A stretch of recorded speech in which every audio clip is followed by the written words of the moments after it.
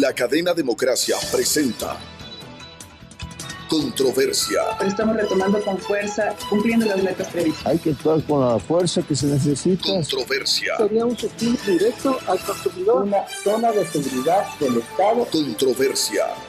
Temas relevantes analizados a profundidad. Controversia.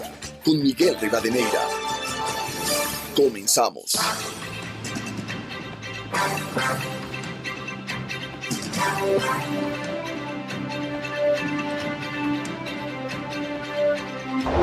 Un saludo cordial a los seguidores del programa Controversia en Escena a través de Exa FM, Democracia M y Democracia TV. Hoy queremos hacer un alto a los problemas políticos, económicos, sociales, de seguridad, de corrupción en la justicia ecuatoriana, para abordar un problema que tiene que ver con la vida, el respeto a la naturaleza, la necesidad de la resiliencia frente a lo que hemos hecho o hemos dejado de hacer y lo que sucede en el planeta, los fenómenos naturales y su incidencia. De acuerdo con los científicos, leíamos para este programa, las lluvias en el caso ecuatoriano de mayor intensidad y frecuencia en la región costa, se estima que irían hasta este mes de marzo como lo fue el mes de febrero, intensas lluvias. Se ha hablado del paso del fenómeno del Niño y ahora también se advierte la presencia del fenómeno de la Niña en los próximos meses. En todo caso, las inundaciones que ocurren desnudan la fragilidad ante lluvias intensas y frecuentes que en tiempo de cambio climático y calentamiento climático se debe aprender en las tristes experiencias y prepararse para los próximos fenómenos del Niño, no solo en el Ecuador, sino en la región y en el planeta, que ocurrirán en el resto del siglo XXI. ¿Por qué no ir preparándose frente a estos fenómenos y adaptarse en los periodos en que ocurran eventos extraordinarios? El impacto de este fenómeno natural puso otra prueba de fuego para la institucionalidad. Se advirtió que es un problema de todos que obligaba a la unidad y a la concienciación del problema con liderazgo de las autoridades locales y la adopción de medidas de prevención tan fundamentales y que poca importancia se suele dar en el momento oportuno. Con estos antecedentes, para hablar sobre el impacto de los fenómenos naturales, las lluvias, inundaciones en medio del calentamiento global y cambio climático y el papel de las instituciones, la gestión de riesgos tan importante, la prevención en los gobiernos locales, doy la bienvenida a nuestra invitada e invitados. Janet Fernández, ex asesora de gestión de riesgos en el Programa de las Naciones Unidas para el Desarrollo en el Ecuador, con amplia experiencia en estos temas de gestión de riesgos. El ingeniero Goyepes, experto y exdirector del Instituto Geofísico de la Escuela Politécnica Nacional, y el doctor Marcelo Aguilar, epidemiólogo, investigador y académico, desde una visión del impacto en la salud y lo que sucede luego de estos hechos y fenómenos naturales. Quisiera empezar con Janet Fernández. ¿Cómo ve esta situación por la que atravesamos y qué pasó con las acciones que deben cumplir las instituciones, el Estado, el gobierno central, los gobiernos locales? Muy buen día, Janet. Mil gracias, Miguel, por la invitación y un gusto estar con los colegas aquí presentes. Tal vez me gustaría empezar haciendo una referencia a cómo este tipo de crisis generadas por eventos naturales inicialmente se han ido complejizando en el tiempo.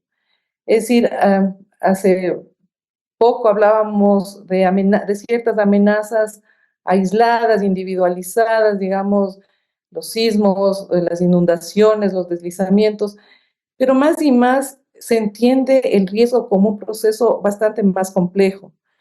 Incluso se ha llegado a hablar de este concepto de riesgo sistémico.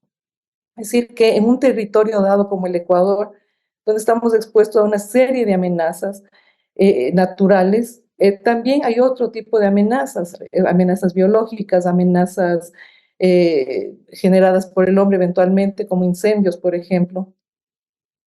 Lo que fue desnudado ampliamente con el impacto del COVID-19, que siendo una crisis que empezó en el sector salud, terminó siendo una crisis que afectó a prácticamente todos los sectores de la economía del país, a todos los sectores sociales y económicos.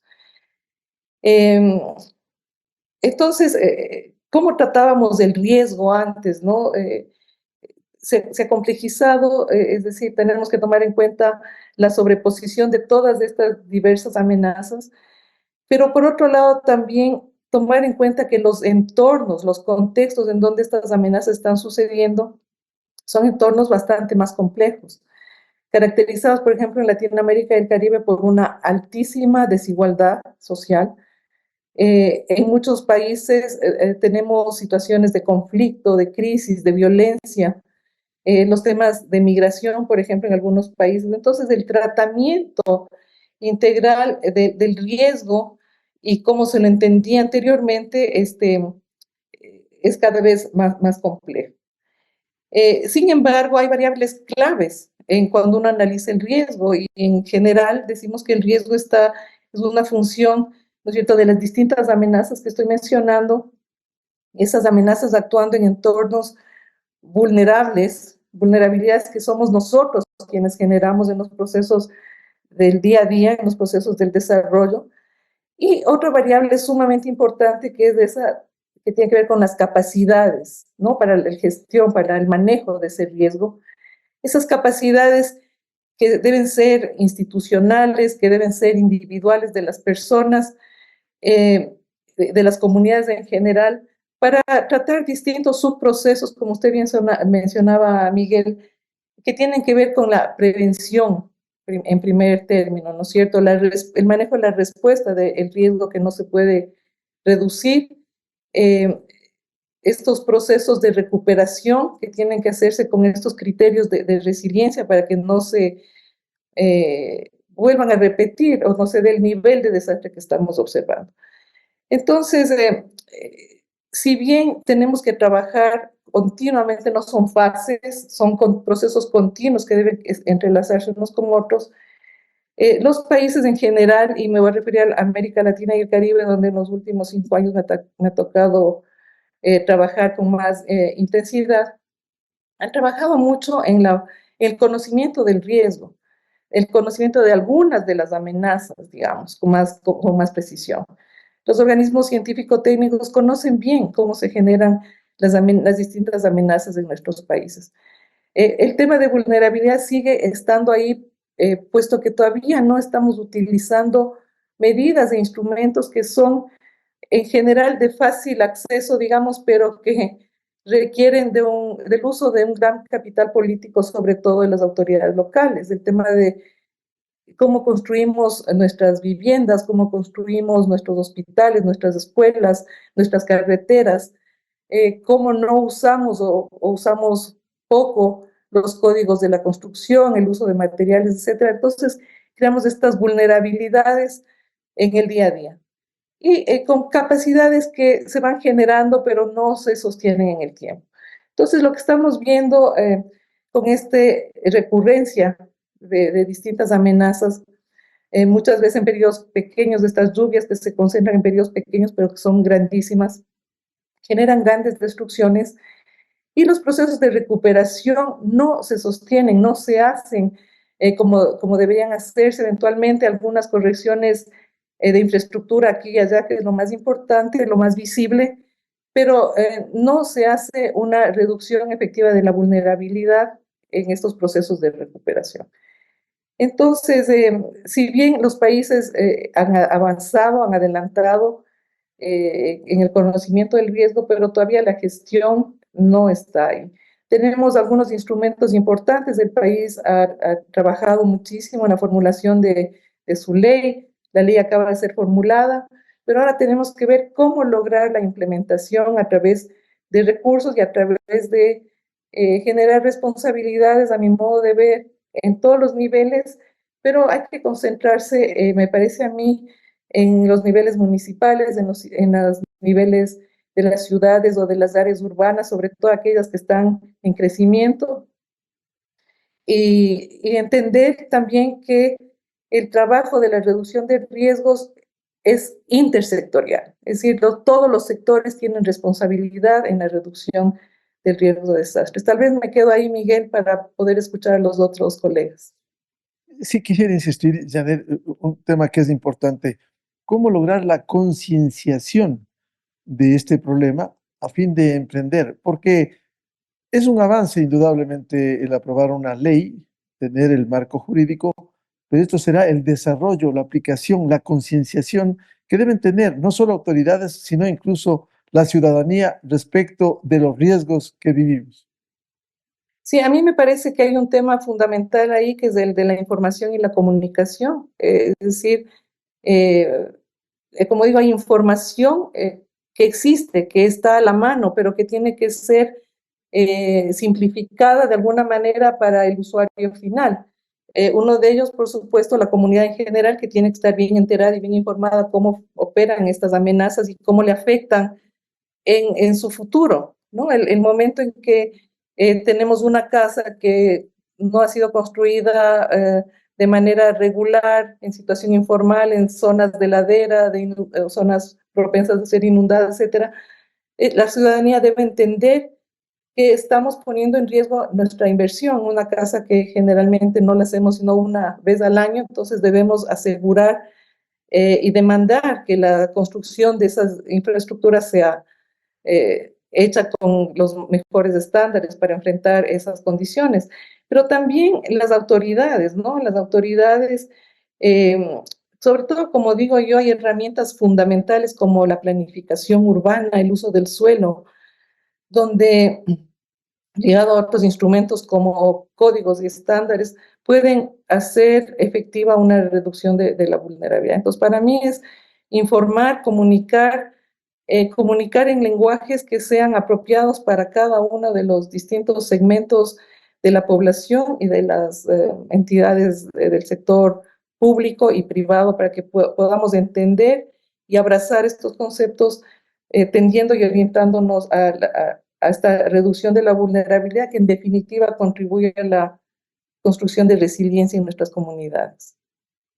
Bienvenido a ingeniero Hugo Yepes, exdirector del Instituto Geofísico de la Escuela Politécnica Nacional, experto. Siempre sus análisis nos ha ilustrado en el pasado reciente respecto de las acciones que debiera tomar partiendo del Estado central, los gobiernos locales, la concienciación frente a los riesgos que a veces no lo hacemos. ¿Cómo mira esta situación en la que estamos? Hugo, buen día. Buenos días, Miguel. Buenos días, colegas. Gracias por la invitación. En realidad, de alguna manera, nuestra capacidad de digerir, entender, digerir y luego aprovechar ese conocimiento sobre lo que sucede en la naturaleza y cómo nos impacta dentro de los parámetros que ya nos ha explicado Janet, por alguna razón no es efectiva, es pequeña, ¿no? Hace 26 años, estas mismas épocas del año, estábamos en pleno fenómeno del Niño del año 98, del año 97-98. Y los efectos eran más o menos similares a los principios de marzo.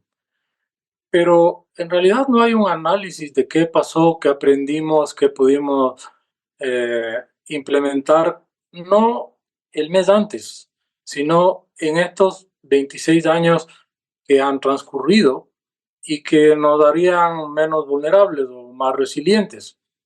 Y uno de los temas en donde yo insisto, pero no hay eco, es en el hecho de que no es solo un tema de comunicación, es además de un tema de comunicación, de generación de información en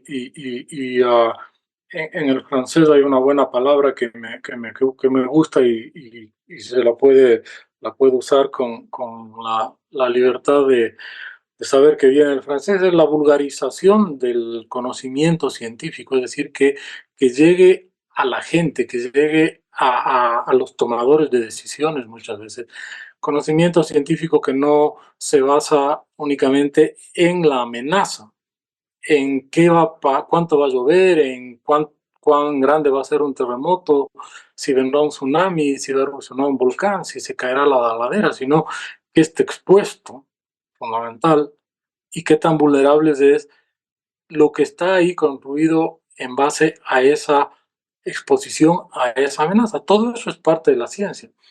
Pero eso es información. Sin embargo, la educación formal es la que falla y no nos deja que hayamos tenido la capacidad de incluir en los diversos niveles de la educación, en el primario, en el secundario y sobre todo, o también, no sobre todo, en la universidad, estos conocimientos, estos aprendizajes que debieran haberse generado de estos eventos que han sucedido ya y que siguen ocurriendo porque son cíclicos, algunos lo son periódicos, algunos lo son recurrentes en muchos casos. En el año 97-98, ¿no? De lo que yo recuerdo, las lluvias terminaron alrededor de mayo. ¿Por qué? Y es muy claro mi recuerdo porque el 4 de agosto del año 98 tuvimos el terremoto de Bahía de magnitud 7.1 que empezó a impactar muy duramente en una linda ciudad que ahora se ve totalmente impedida de continuar su desarrollo por dos terremotos sucesivos. Pero Bahía, por ejemplo, no tenía agua. No tenía agua porque se habían deslizado las laderas por el fenómeno del Niño, se había llevado los sistemas de abastecimiento de agua potable y en 4 de agosto, en medio de la temporada de la sierra de vacaciones, un edificio colapsó, muchos otros se dañaron, no hubo muertos o tal vez uno por ese terremoto a pesar de colapso de edificios porque estaban vacíos porque no tenía ni acceso ni agua.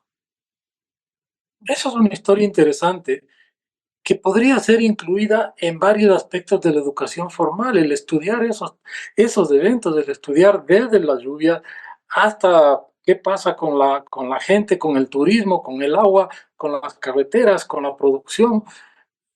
Ahora, ¿qué pasa, por ejemplo, con la necesidad de mantener la exportación de los productos que dependen de las carreteras para mantener los mercados en otros lados? Todo eso debe ser parte de una educación en donde, como ya lo decía Janet, es intersectorial, es multidisciplinaria y en donde cada uno de los aspectos de la educación formal puede y debe tener muy claramente un rol sobre el cual asumir esa responsabilidad de entenderlo, digerirlo, ver las causas, efectos y luego de traspasarlos hacia quienes estudian. Y en el caso de la parte médica, el doctor Aguilar Marcelo nos contará exactamente lo mismo, pero ahí están los conocimientos que los dejamos pasar. Y lo mismo con el terremoto, porque miren, ayer, ¿no? Son 27 años del terremoto del año 87 que destruyó nuestro oleoducto, ¿no es cierto? Es también un evento que impactó mucho. La economía fue una de las peores crisis económicas. ¿Qué pasó? ¿Cómo salimos?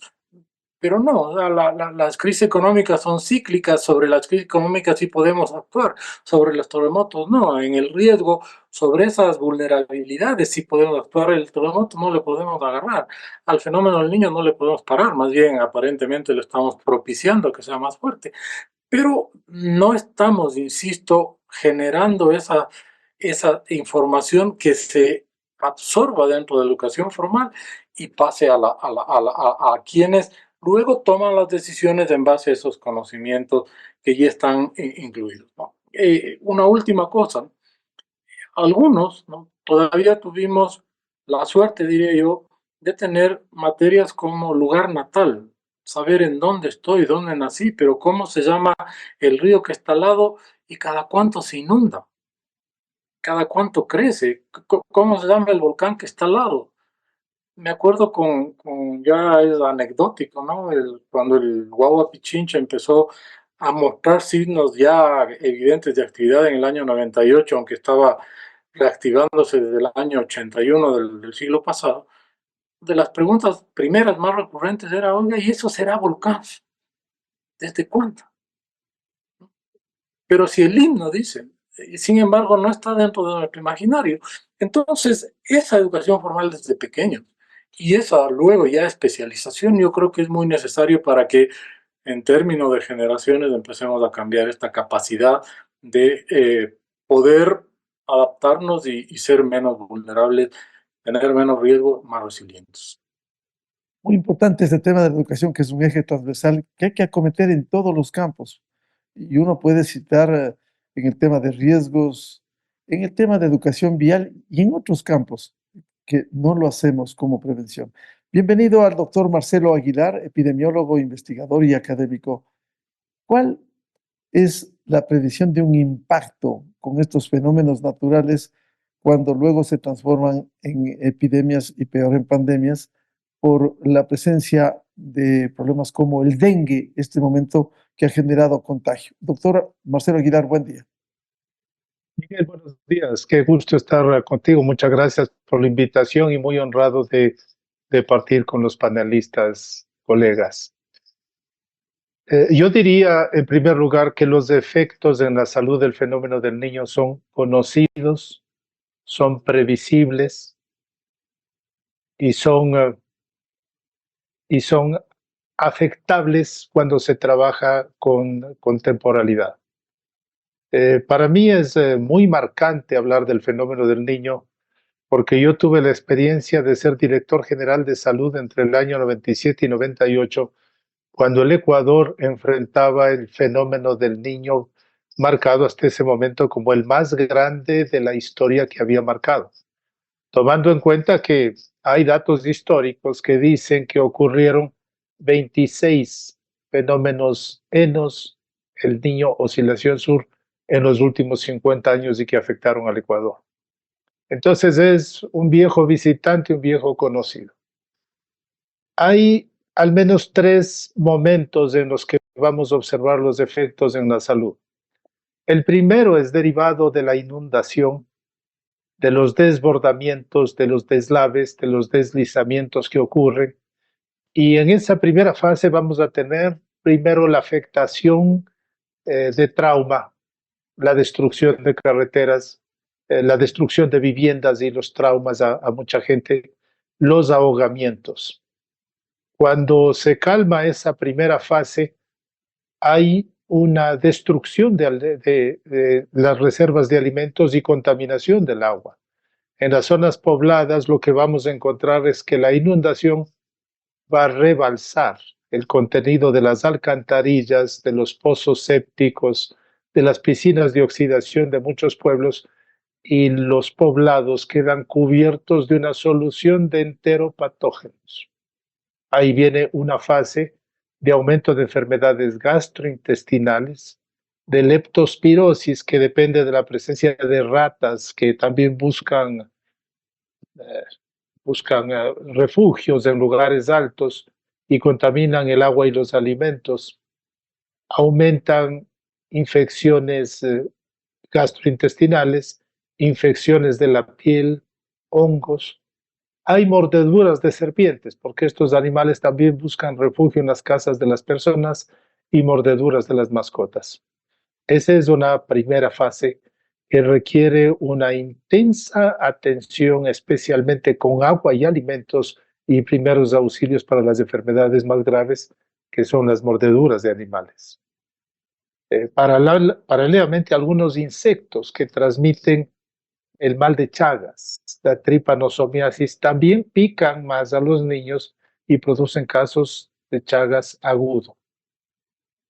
Más adelante, cuando empiezan a bajar las aguas, aumenta la temperatura, hay sol, se crean represamientos de agua, grandes extensiones quedan cubiertas de agua y se convierten en criaderos de mosquitos. Mosquitos anófeles que transmiten malaria, y alrededor de las casas mosquitos Aedes aegypti que transmiten dengue. Siempre el perfil epidemiológico que se deteriora con el fenómeno del niño va a depender del perfil epidemiológico previo. Y en este momento ya los efectos se dejan sentir con una situación epidémica de dengue. Estamos comenzando todavía el año con 9.000 casos de dengue y esto puede dispararse hasta junio, julio con 50, 60.000 casos al ritmo que vamos. Los focos de la enfermedad de malaria pueden dispersarse y pueden aparecer grandes brotes epidémicos de leptospirosis, que es una enfermedad también severa, grave y con todas las afectaciones. Ese escenario está ocurriendo en un problema muy grave de disponibilidad de alimentos. Ese es un punto clave, y de agua contaminada. Entonces es un escenario extremadamente complejo y que se requiere una preparación previa. Hay algunas declaraciones que ya se hicieron desde junio del año 2023, una preparación que se hizo durante la gestión del ministro José Ruales. Sin embargo, eso no ha continuado. Un problema muy grave que veo en este momento es una debilidad institucional muy seria en el Ministerio de Salud. Un ministro cirujano, una viceministra de Gobernanza y Vigilancia abogada, se desarticularon los equipos técnicos que venían trabajando en eso. Hay 5 personas para hacer vigilancia epidemiológica de todo el país en el nivel central. Y lo más grave, no hay recursos en este momento para algunas actividades críticas que son comunicación, educación, promoción de la salud, que debería ya estar operando, y disponer de insumos como son medicamentos, insecticidas más adelante, logística que es muy especial en estas condiciones para que el personal de salud pueda llegar a controlar los casos, los brotes y evitar que se conviertan en epidemias. Uno de los Doctor temas... Marcelo Aguilar, si me permite, a propósito de lo que usted señala, recuerdo que a mediados del año anterior, el gobierno nacional, la Secretaría Nacional de Gestión de Riesgos, las instituciones de la Fuerza Pública, Fuerzas Armadas, Policía, presentaron lo que denominaron Plan de Acción frente al fenómeno del Niño. Esto obligaba a todas las instituciones públicas, privadas, nacionales, gobiernos locales, civiles, militares, a prepararse y priorizar las acciones de prevención y preparación para la respuesta oportuna y luego, evidentemente, la mitigación por el impacto que deje. Recuerdo que en aquella ocasión los estudios estimaban que al menos 100 de los 221 consejos cantonales del país serían afectados, pero penosamente no todos hacen gestión de riesgos ni prevención, doctor Aguilar. Así es. En junio del año 2023 se declaró la alerta amarilla para todos aquellos territorios que estaban por debajo de 1.500 metros de altitud. Incluía 17 provincias, 98 cantones. Había información. Una de las cosas que podemos decir hoy es que la Secretaría de Riesgos tiene mapas de vulnerabilidades, tiene mapas de inundación. Creo que son algunos elementos importantes. Yo recuerdo que en el año 98 eso no había que producir. Y yo diría que hay alguna información importante que no se difunde, que no está en el uso, habitual de las gestiones. Los gobiernos autónomos descentralizados tendrían la obligación de tener planes de contingencia locales, planes de movilización, haber hecho algunas obras que sean capaces de mitigar, como drenajes, limpieza de lechos de ríos, recoger basuras, algunas obras de contención deberían haber hecho. Sin embargo, también hay que decir, casi hay una coincidencia trágica de los últimos fenómenos del Niño en el Ecuador, que han coincidido con crisis socioeconómicas. Recordemos que el año 83-84 fue con todo el proceso de crisis y la sucretización de la deuda que había generado mucha dificultad en acceso a los recursos. 97-98 es la quiebra bancaria, el fenómeno del Niño y toda esa crisis que genera una diáspora en el Ecuador, Y hoy nos encuentra pues este fenómeno del niño también una crisis económica seria, eh, con un nuevo elemento crítico que no existía en el Ecuador, que es el nivel de violencia que estamos viviendo. Pero yo diría que esto obliga a pensar y a repensar la acción del gobierno. Yo creo que es importante la acción que ha hecho, la acción militar para controlar la violencia, pero paralelamente tiene que haber una acción social directa en estas áreas altamente vulnerables. Yo diría en condiciones mucho más críticas que en el 98. El Ecuador en el 98 tenía 12 millones de habitantes, hoy tiene 18 millones. La densidad poblacional, la ocupación de zonas vulnerables, las condiciones de vida de la población son probablemente mucho más graves que en el 98 y esto debería pues exhortar al gobierno a buscar recursos, que de hecho hay algunos recursos como los del Banco Interamericano de Desarrollo. Hay unos 500 millones de dólares que el gobierno ya ha recibido que deben ser orientados de forma adecuada, oportuna y efectiva para mitigar los efectos que son previsibles. Vuelvo con Janet Fernández, ex asesor en gestión de riesgos en el PNUD.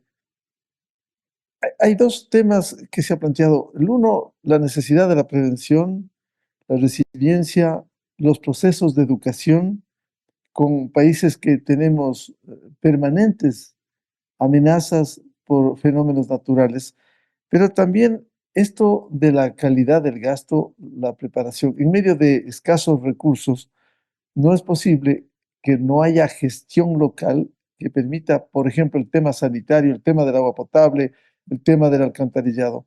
¿Cómo concienciar y lograr articular políticas en este sentido? Gracias, Miguel.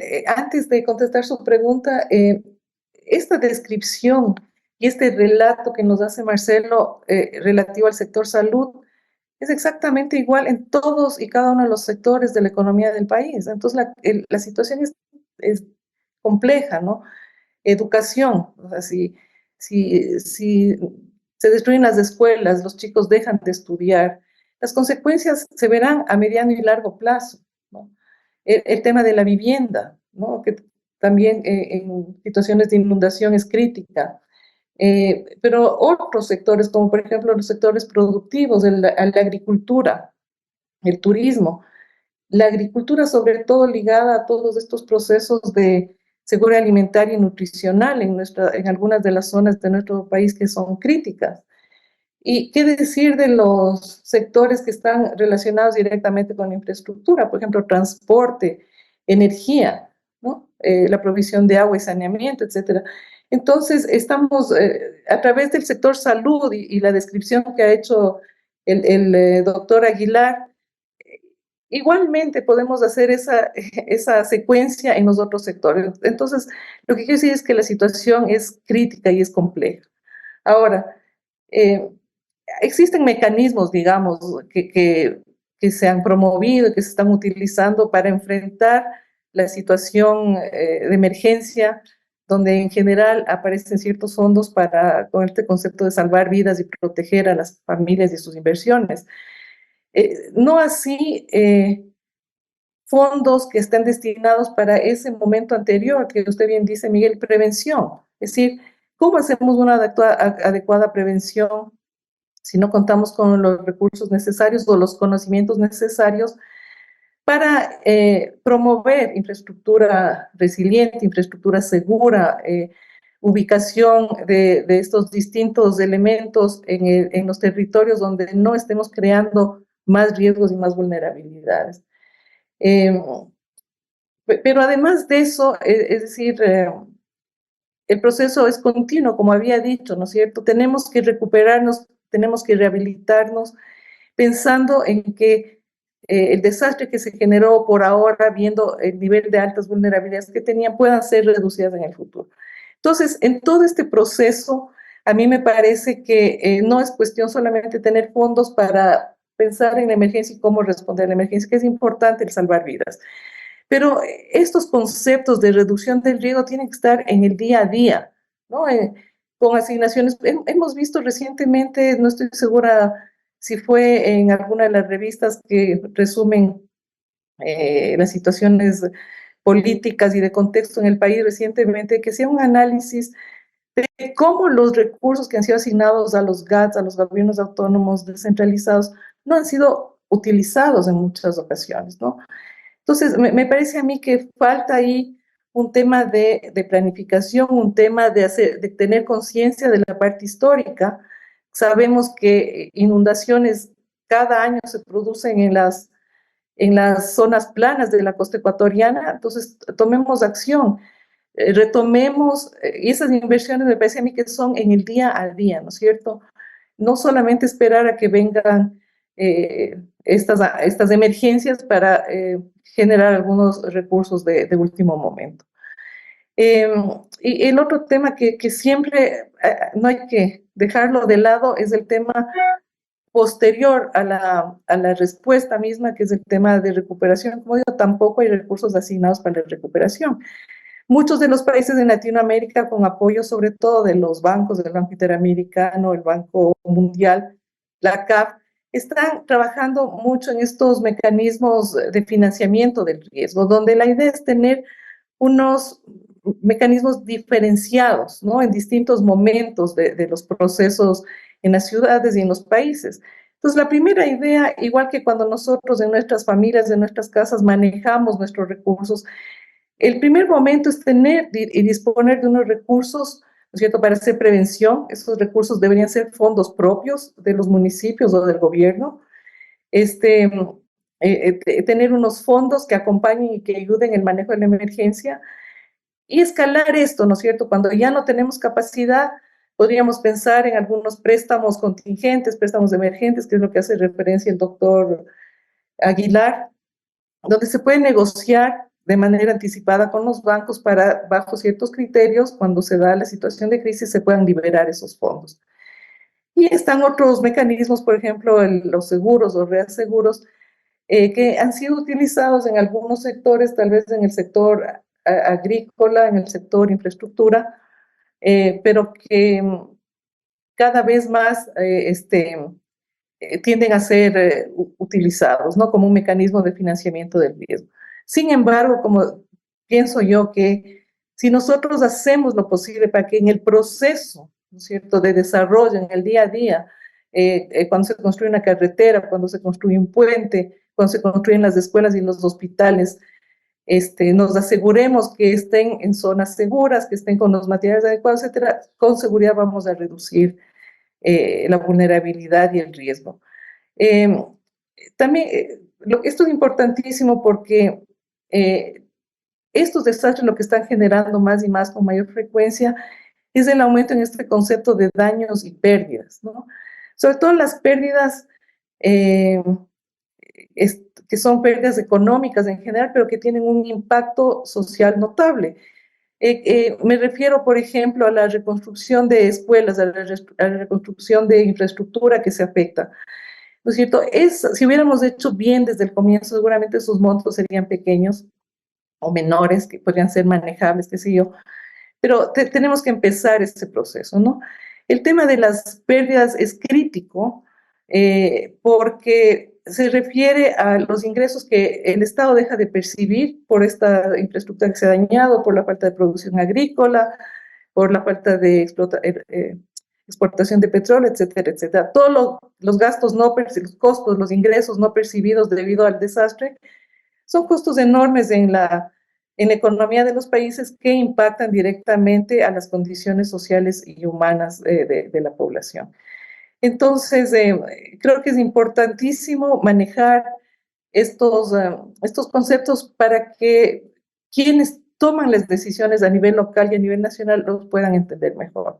El tema de pérdidas es tan complejo que como hemos ya mencionado, con el tema de el cambio climático, donde se exacerban estas amenazas y por ende estos potenciales desastres, ya se está pensando a nivel global en generar estos fondos para apoyar a los países en reducir sus pérdidas. Entonces, nuestros países tienen que entender y aprender cómo estimar esas pérdidas, cómo reducir esas pérdidas para poder también tener en el futuro acceso a eventuales fondos que ya a través de los mecanismos de cambio climático y adaptación ya se están generando. Todavía no están disponibles, pero son elementos que los países deberían tomar en cuenta para empezar a prepararse. Ingeniero Yepes, este tema tan fundamental con la educación, con la resiliencia, ¿cómo reducir las vulnerabilidades y los riesgos cuando sabemos que en algunos casos fenómenos naturales como el Niño se anticipan desde la visión científica? A ver, la pregunta es cómo reducir el riesgo en realidad, ¿no? Y no hay otra manera de reducir el riesgo que empezar a conocerlo para ver por dónde empezar. Eh, Se habla mucho de reducción del riesgo, pero no se conoce el riesgo, se conoce la amenaza, se conocen ciertas vulnerabilidades, eh, vulnerabilidades físicas fundamentalmente, no lo sistémico, no se conocen las vulnerabilidades administrativas, políticas. Pongo un ejemplo. A ver, efectivamente, ¿no? En el gobierno anterior, ante la amenaza del Niño, que era una amenaza porque la masa caliente estaba todavía desplazando el agua fría del Océano Pacífico en julio del año pasado. Entonces se estableció una alerta amarilla y la necesidad de hacer un plan de contingencia. Y el plan de contingencias debía ser detallado. Y ese detallamiento debería llegar a definir qué se van a hacer en ciertas circunstancias. ¿Qué sucede ahora? Se va el puente, pequeño puente sobre el pequeño riachuelo o río, el río Leila, en la más transitada y principal carretera del país, que es la Quito-Santo Domingo. Y entonces, ¿cuál era el plan de contingencia previsto para eso? El mismo ministro Ron había dicho que había unos 15 puentes Bailey listos o establecidos para eso, préstamos de los organismos internacionales, etcétera. Y entonces nos enteramos por la prensa que efectivamente ya van a empezar a trasladar el puente Bailey que está disponible para reemplazar al del río Leila desde Zamora a Chinchipe. ¿Dónde era la emergencia? En los Cota 1500 para abajo en la costa. ¿Por qué está el puente Bailey, uno de los 20 que se establecieron en el plan de contingencia? ¿Por qué está en Zamora Chinchipe? ¿Por qué no está en la carretera Quito-Santo Domingo, que es la que necesita mayor atención, o en la carretera X, Y o Z de la zona de emergencia? Entonces sí hay mucha teoría y mucho seguimiento de recetas establecidas por otros entes a cierto nivel, pero que no funcionan en la realidad, no funcionan en el territorio, no funcionan en el campo. Entonces, si es que yo establezco previamente que ese río puede crecer sobre el puente con una lluvia de estas características y monitoreo la lluvia en la pequeña cuenca del río Leila, sé en primer lugar que ya está en peligro si es que está lloviendo mucho, pero antes me he hecho un plan de contingencia para decir que como esto es establecido ya su riesgo, por su vulnerabilidad importante y por todo lo que significa la carretera, pongo el puente Bailey, no le dejo en Zamora Chinchipe, sino que entre octubre y diciembre le llevo a Santo Domingo. ¿Por qué? Porque ahí voy a necesitar 1 o 10, pero no puedo dejar de funcionar esa carretera. Entonces, la entelequia del conocimiento del riesgo nunca llega al territorio, nunca llega a establecer efectivamente que el riesgo en estos temas está en estos sitios y eso lo vamos a hacer. Y esta falta de definición del riesgo también hace que haya una falta de focalización y de localización de las acciones para que las acciones sean efectivas. De manera clara a quién corresponde ese puente, ¿no? Vamos a hacer otra tal vez no es cierto lo que voy a decir, pero ese puente seguramente corresponde a la prefectura de Santo Domingo o tiene el mismo problema que el peaje que está en pelea entre las dos prefecturas y nunca hay, o sea, quedó abandonado ahí 10 años del peaje. Entonces, como no hay competencias, tampoco hay acción sobre el puente y tiene que venir el gobierno central cuando le correspondía al gobierno local, como dice la ley. Pero de nuevo, la ley todavía le falta tiempo para que desde la creación de capacidad y la clarificación de competencias en el nivel local pueda ser aplicada de manera efectiva. Entonces, si es que no conocemos el riesgo a un nivel en el cual sepamos que hay acciones para reducir la vulnerabilidad o reducir la exposición o eliminar la exposición, no vamos sino a seguir hablando de generalidad. Lo último para que nuestros oyentes nos entiendan, y ahora que estamos en guerras mundiales o en guerras locales, yo tengo que conocer de qué trae el enemigo. Si me trae tanques, me compro misiles antitanques o bazucas o lo que sea. Si trae ametralladoras o dagas, me preparo para eso. Pero si no conozco qué es lo que viene dentro de la amenaza, dentro de la vulnerabilidad y dentro de la exposición, entonces estoy dando palos de ciego y hago lo que no es efectivo. Doctor Marcelo Aguilar, en el campo de la salud, ¿cómo reducir los riesgos? ¿Cómo impulsar algo que es fundamental también en la salud, la prevención? Es muy importante fortalecer las capacidades de los niveles locales de salud.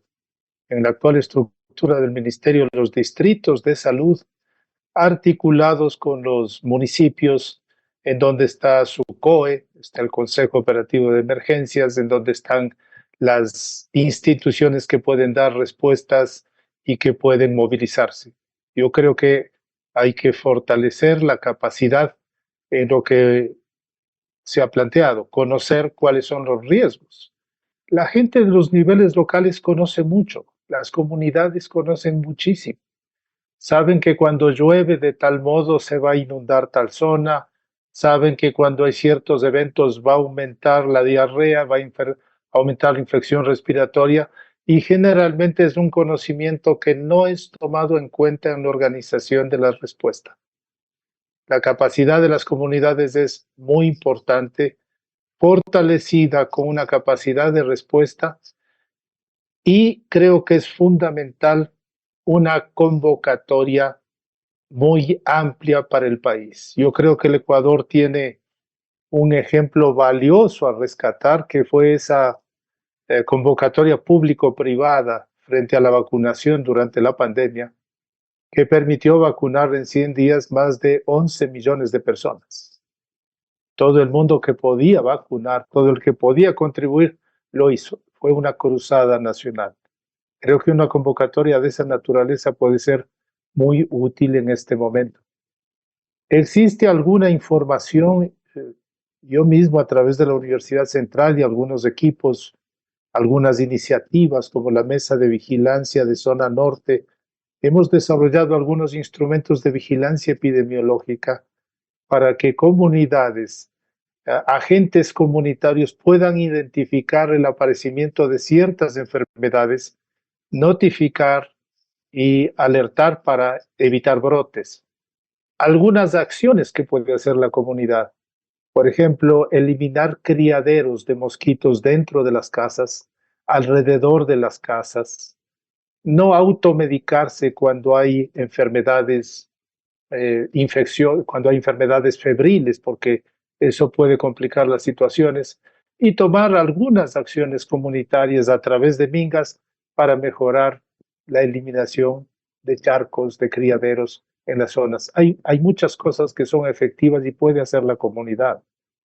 Un recurso importantísimo son los estudiantes de ciencias de la salud del país. Muchas universidades tienen estudiantes de enfermería, de obstetricia, de medicina, de nutrición. Todos ellos son entrenados, mínimamente entrenados, con no más de 40 horas de entrenamiento, se pueden convertir en agentes de salud comunitario y movilizarse a las zonas críticas y contribuir a evitar evitar problemas de salud. La comunicación local, las radios locales, las radios comunitarias que sean capaces de difundir mensajes importantes en su lenguaje, en su forma de entender las cosas, contribuyen y se ha aprobado en el país con varios proyectos comunitarios que son altamente efectivos en la salud. ¿Qué se necesita para esto? Que todas esas experiencias que ya existen en el Ecuador, que se han desarrollado exitosamente, sean recogidas por las instituciones, se pongan fondos de administración local, pero con características distintas. Es un óbice para el país tener las famosas compras públicas que bloquean cualquier respuesta inmediata. Tienen que haber fondos operativos rápidos, con una característica distinta, cuidando los fondos, sí, pero que lleguen a tiempo. Una de las mayores necesidades es la logística, que la gente pueda movilizarse, que la gente pueda llegar a los sitios específicos. No se necesitan muchos medicamentos para controlar estas enfermedades, se necesitan algunos medicamentos, no es mucho dinero, y se necesita prepararse para controlar enfermedades vectoriales. Hay que comprar insecticidas, hay que comprar bombas, hay que entrenar personal, hay que comprar equipos de protección para la gente y planificar esas acciones. Si usted suma todo eso, no es tanto dinero, pero no puede esperar hacer eso a través de compras públicas porque vamos a tener un año después. Hay que declarar la emergencia sanitaria. Este es un exhorto que hago a las autoridades.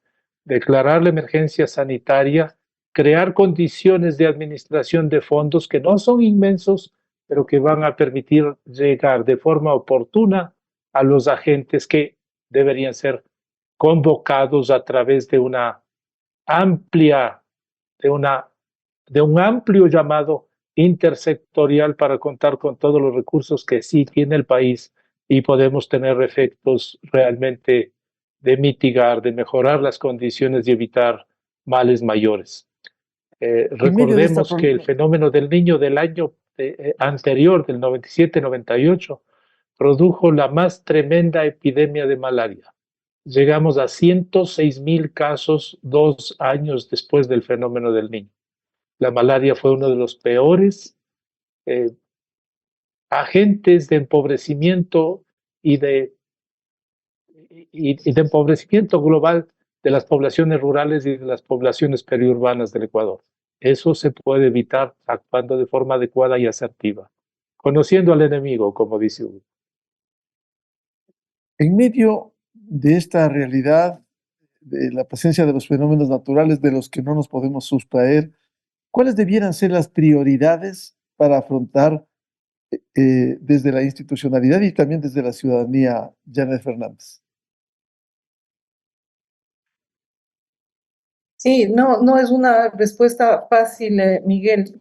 Me parece a mí que hay elementos que se han discutido en esta misma mesa que son críticos, ¿no? Es decir, identificar por dónde anda la amenaza, identificar cuáles van a ser las zonas potenciales de, en este caso hablando del niño, de las inundaciones. Recordemos que también el niño genera sequías también en algunas partes del país, igual que la niña puede hacer ese juego, ¿no es cierto?, de sequía e inundaciones eventualmente. Entonces, mapear cuáles serían las zonas de mayor incidencia por el tema de lluvias. Identificar, a mi modo de ver, yo soy una apasionada de este trabajo intersectorial, entonces identificar cuáles son los sectores más críticos, ¿no? Si es agricultura, si es salud, si es educación, si es vivienda, si es transporte. Y una vez que tengamos mapeada esa información básica, ahí nos toca, sí, priorizar nuestros recursos que siempre en los países son limitados, ¿no? Es que están los recursos ahí disponibles, más ahora en la situación crítica que vive el país. Entonces, no queda más que hacer una priorización a nivel territorial, a nivel sectorial, a nivel comunitario, para ver cómo hacemos una efectiva reducción de ese impacto.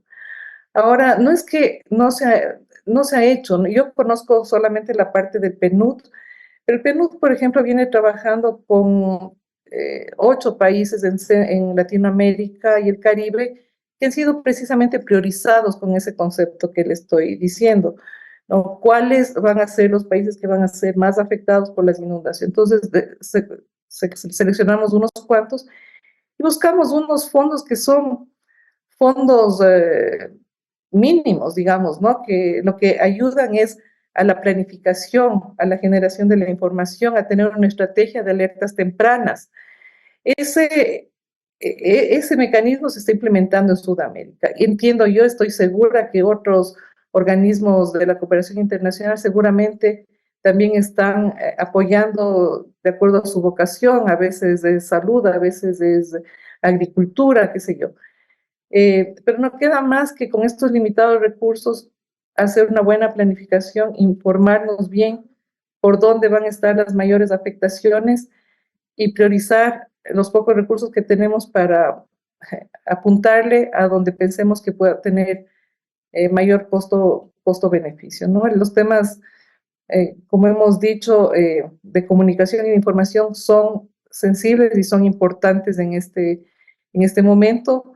No se oye mucho en la radio, en la prensa, no sé si a nivel local, esta información que debe darse a la comunidad, que debe darse a la ciudadanía, que deben estar conscientes. Y en el largo plazo, es decir, no pasar la coyuntura sino que tomar esta experiencia, como dicen los colegas aquí, para ver hacia futuro, es decir, utilicemos esta experiencia y las anteriores para procurar hacer una reducción efectiva del riesgo, que, como hemos dicho, no es fácil, pero se puede empezar, y para mí, donde debemos trabajar de manera más sólida y más profunda es con los gobiernos locales, con las ciudades pequeñas, con las ciudades intermedias, donde todavía el riesgo se está construyendo y podemos tomar ciertas acciones dentro de los propios procesos de desarrollo.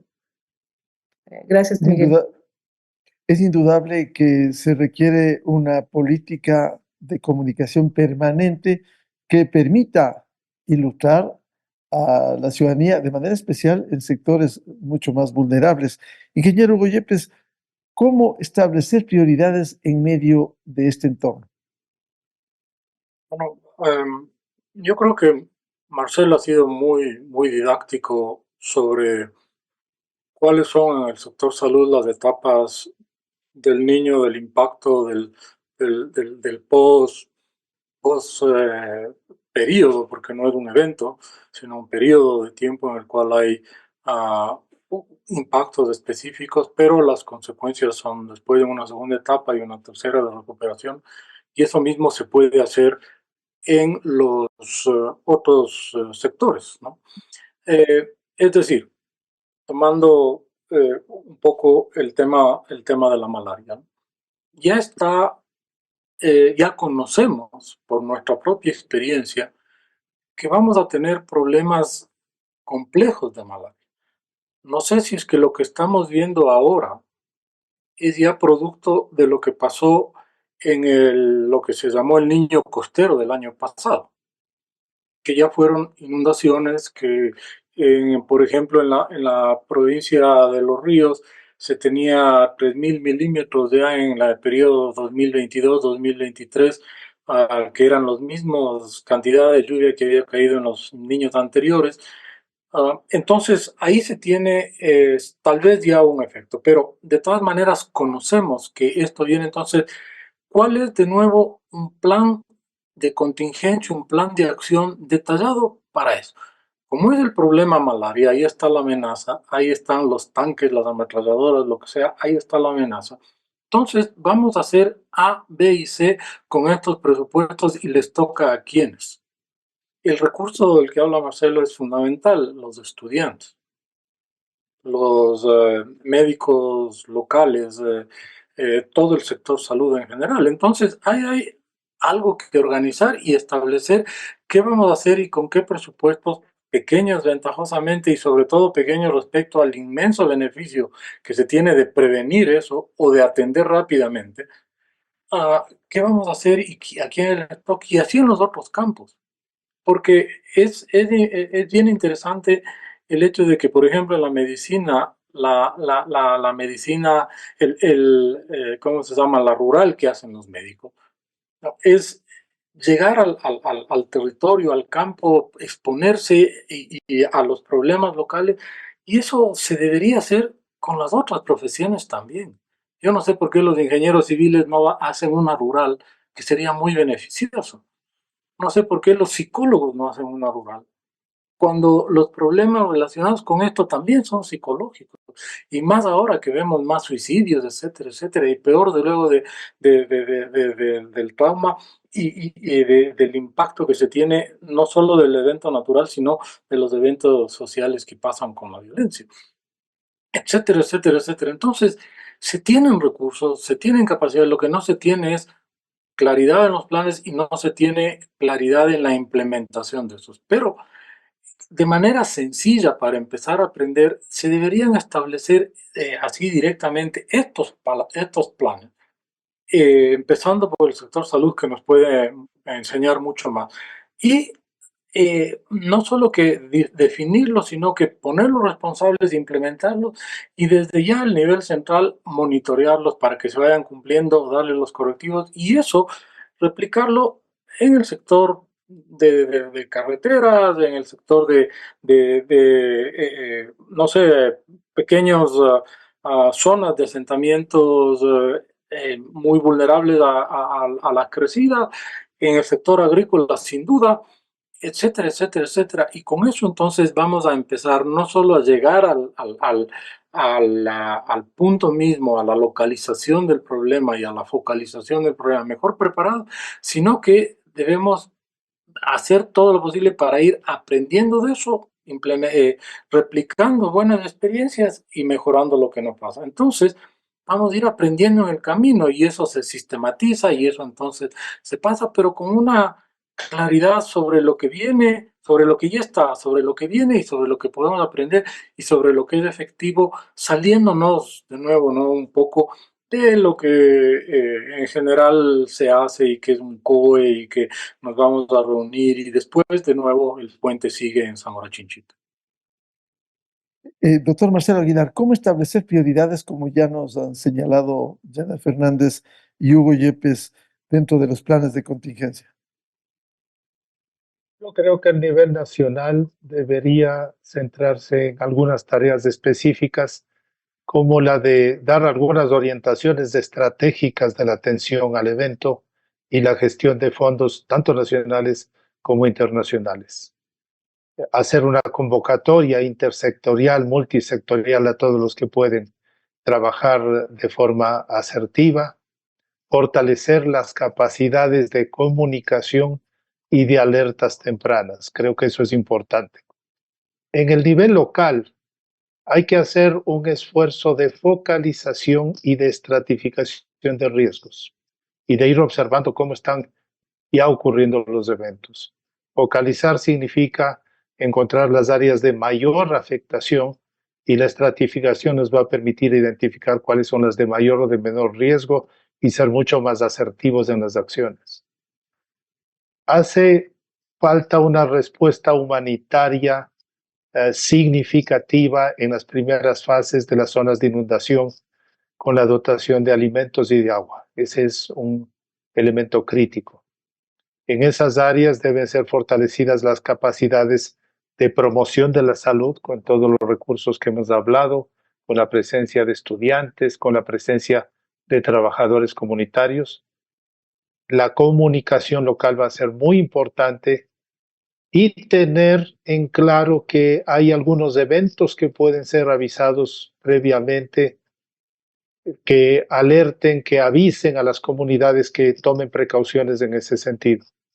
Y como un punto, no último, pero sí clave y central, es la flexibilización del uso de fondos y recursos para que se puedan dar respuestas adecuadas, efectivas y eficientes. Creo que son algunos elementos que podrían ayudar de forma significativa. Muchas gracias por aportar al análisis de un tema que debiera tener un carácter permanente en prevención, en acción, en ejecución de planes, como es por el impacto de los fenómenos naturales, lluvias e inundaciones hoy, en medio del calentamiento global y el cambio climático y el papel vital de las instituciones, el conocimiento de la ciudadanía, la gestión de riesgos y los gobiernos locales. Muchas gracias por participar a Janet Fernández, quien ha sido asesora de gestión de riesgos del Programa de las Naciones Unidas para el Desarrollo PNUD. El ingeniero Boyepes, experto, es director del Instituto Geofísico de la Escuela Politécnica Nacional, y el doctor Marcelo Aguilar, epidemiólogo, investigador y académico. Muchas gracias por el valioso aporte que nos han dado este día. Muy buen día. Gracias, gracias a todos. Días, un gusto. Con esto cerramos el programa Controversia en Escena a través de EXA-FM, Democracia M y Democracia TV. Les deseamos un feliz fin de semana a todos. Muy buen día. Esto fue Controversia, temas relevantes analizados a profundidad. Miguel Rivadeneira vuelve el próximo sábado.